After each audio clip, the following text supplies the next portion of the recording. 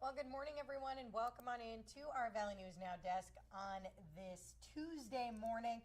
We're off to a pretty foggy start we got on our hands outside right now. You can see that on our Corwin Auto Skycam here. And I'm going to break down for you this morning just what we got going on weather-wise, what we're looking out for. We are going to hop on over to our website quick. And again, thank you so much for joining us here. My name is Alex Larson. So one more time, we're going to hop on over to our website. I'm going to get this pulled up for you here. Give me 1 second. All right. I'm over on our Valley News Live homepage. Excuse me. I'm going to hop on over to the weather tab, like I was just telling you. Looks like meteorologist Lisa Green just updating this for us a little bit ago. Patchy fog this morning before we got a sunny afternoon, so don't let that fog outside, like I was just showing you on that Corwin Skycam, hijack your plans for the day. Looks like that's going to be clearing up as we head on into that 9 o'clock hour this morning. We're going to stay partly cloudy, mostly sunny for the day. Looks like in Fargo right now we're sitting at 58 degrees, a little bit chillier than what we've been used to the past few days. But as you click on our 11-day planner here, our First Alert Storm Team has raised a First Alert weather day for Thursday. We're looking at severe weather that day. So if you got any plans on Thursday, lots to be aware of. Meteorologist Lisa Green was saying morning-wise, we should be fine, afternoon, but as we head on into the later hours of Thursday, that's what we're going to be looking out for. And she's going to have an update for you later on this morning on our Valley News Now desk, or else, of course, you can tune on in to our broadcasts throughout the morning. You can also hop on over to our website like I'm showing you here. We've got a bunch of stuff for you to check out, like our Tuesday afternoon, sunny skies, few clouds, highs near 80. We kind of give you a lowdown of what's going on everywhere throughout our viewing area here. Lots to look at there if that's something you're interested in. Also, if you've got any pictures from that storm damage, you can head on over here, upload your photos or videos, whatever you got. If you want to share those with us, we always appreciate getting those in from you over here. We're going to move on to our news portion of this segment now. We're starting off with a man charged in 2 aggravated assault cases, including a beating incident in April 2024 at a bar in downtown Fargo, has now pleaded guilty. According to court records, Ezequiel Hernandez of Moorhead, he entered a guilty plea in Cass County Court yesterday for his involvement in 2 separate aggravated assault cases. First of which stems from an incident in April of last year where he and several others were charged for allegedly beating a victim on the sidewalk to the east of Sports Bar in downtown Fargo. Second case, that comes from an incident just last month where this guy allegedly stabbed another man in the neck at the old Broadway. Sentencing date has not yet been set. And a former Kitson County deputy from Kitson County, Minnesota, and his wife have been arrested for several charges after an investigation in Tennessee. I'm going to pull up their picture for you here. We got James and Kelly Hewitt, James on the left, Kelly on the right. They have been charged with trafficking for forced labor, involuntary labor servitude, aggravated animal cruelty, and 3 counts of animal cruelty. Details about that incident, about what led to this pair's arrest, those have not yet been released. But James did serve as a Kitson County Sheriff's deputy for more than 15 years. And I'm going to pull here that you've probably seen circulating on social media. It's been really taken off, and it's at the new Papa John's in Moorhead. Give me 1 second to pull this up for you here. I told you, write it down! Then obviously put one of these up there to stand there and do nothing but write. So again, this video making rounds on social media. A local Papa John's manager yelling at his staff. Now viral video, the manager is seen swearing at his employees at the new Papa John's in Moorhead. Now if you're familiar with this location, it actually just opened up last weekend. In fact, this rage-filled incident happened during their grand opening ceremony, all of which caught on video. We're told that manager has not been fired and still works at the store. Called the corporate office, who were unable to give us an answer. They said he can't tell us if complaints were filed unless we had their phone number and email address. And we'll continue to follow that story for you. Yeah, I know it's been pretty popular on social media the past couple of days at least. And our communities are going to continue picking up the pieces for quite some time, following our recent and deadly storms, especially in hard-hit Enderlin, where some lost it all.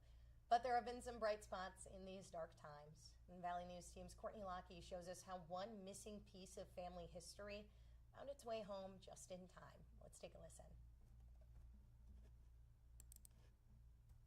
She'd do anything for you, everything you'd ever want in a mother. My stepdad, just like a dad to me. This is how Jay Schlofelt remembers his parents, Catherine and Michael. The 73-year-olds were killed when a tornado leveled their Enderlin home. We have a tornado. Complete and total devastation.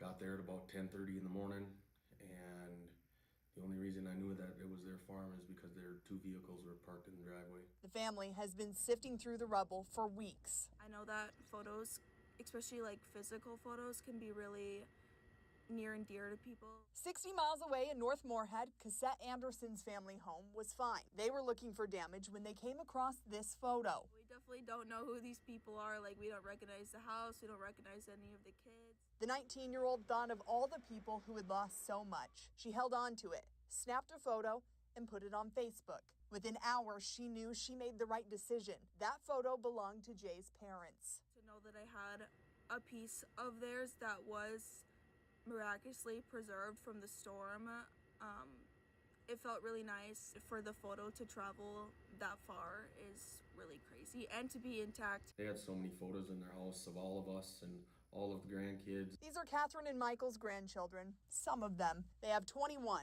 and one on the way. Jay's wife is pregnant, due next month with their first girl. It just felt good to be able to recapture some of those memories.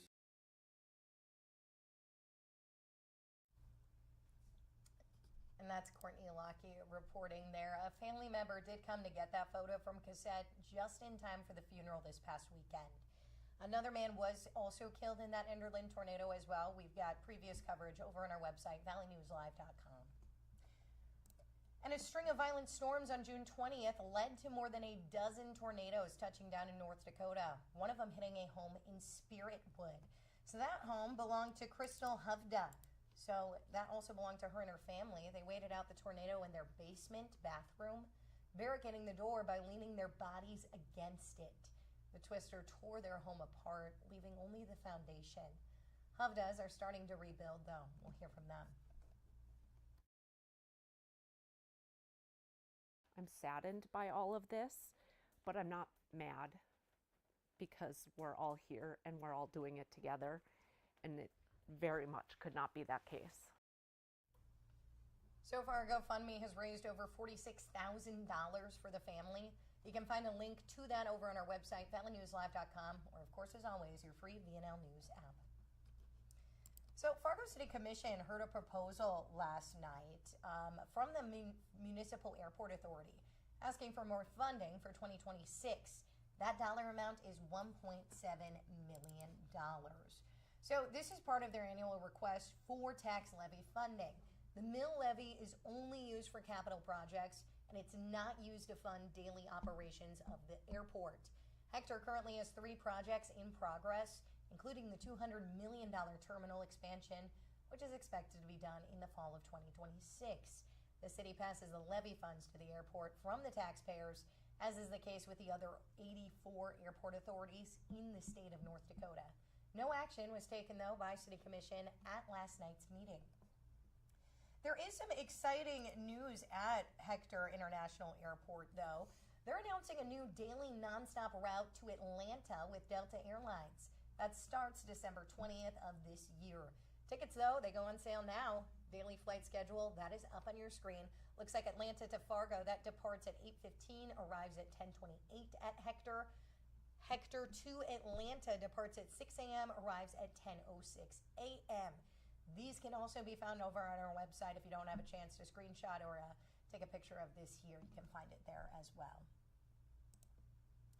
And now I've got a big update for you out of Minnesota. Minnesota State Senator John Hoffman was discharged from the ICU yesterday, just over 3 weeks after he and his wife Yvette were shot in their home. A family spokesperson confirms the news in a written statement, where they also say Hoffman was shot 9 times that night. His wife Yvette 8 times. She was released from the hospital back on June 19th.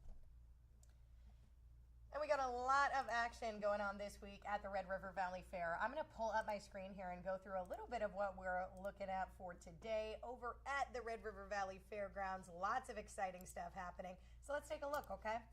We're over on the Red River Valley Fair website. Looks like tonight is Sawyer Brown. So that's happening at 8 tonight. You can come check that out. It says here, their performance is included with your gate admission today. No extra ticket is required. Now remember, this is not the case for every concert. This is for Sawyer Brown tonight. So we're going to hop on over and see what else we got going on at the Red River Valley Fair. See if we can see it here. Looks like I'm not at the right spot. Okay. We're going to go to the Fair Fun, okay? Fair Hours. See when you can get in on the fun. So it looks like today you're not really able to get in until 4 o'clock. There's going to be a private event at the fairgrounds, but you're able to get in then. You can head on over to the Midway, get everything you need to get there, all that fun fair food, everything like that. So yeah, again, lots of exciting stuff. It looks like today is also Heroes Day. All military veterans and first responders will get into the fair free with valid ID. There's also a special presentation happening at 6. So tomorrow is going to be Senior Day, Thursday, $25 and limited rides. And then Friday, free gate admission from 11 to 1, thanks to Titan Machinery. Now you can head on over to Red River Valley Fair's website. They've got all these details posted here. You can also head on over to our website, valleynewslive.com. We've also got updates for you throughout the week of all the excitement that's going on over at the fairgrounds. Now that's about all I got for you today. Remember, this foggy morning, it's gonna turn out. There's sunshine coming our way, but there's still lots to be aware of. And you can follow along over on your VNN weather app. You can tune in on air, online, whichever your preferred route is to keep you updated and safe with everything you need to know. Now I'm gonna sign off. I'll see you back here tomorrow at around that 7:30 time frame, okay?